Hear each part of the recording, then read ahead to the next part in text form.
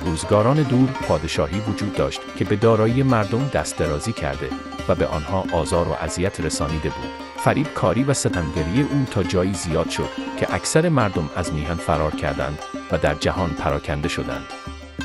با فرار کردن مردم جمعیت کشور کم شد و درآمد دولت نیز کاهش یافت و در نتیجه آن دشمنان که متوجه این مشکلات شدند فشار خود را بر حکومت بیشتر کردند. پادشاه برای رفع این بحران دستور به یک جلسه فوری داد.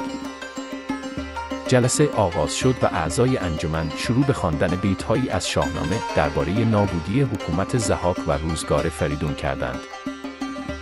وزیر از این موقعیت استفاده کرد و از شاه پرسید: آیا میدانی فریدون که مردی بی گنج و سرباز و ثروت بود چگونه کشوری را به دست آورد؟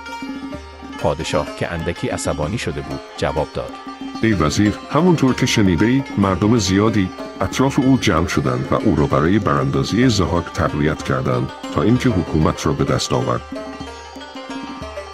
وزیر ادامه داد: ای پادشاه، اگر جمع شدن و حمایت مردم باعث به حکومت رسیدن می شود، پس چرا مردم را با ظلم خود میرانی؟ آیا نمیخواهی حکومت کنی؟ پادشاه در فکر فرو رفت و بعد پرسید: چه چیزی باعث جمع شدن مردم برای حمایت از پادشاه می شود؟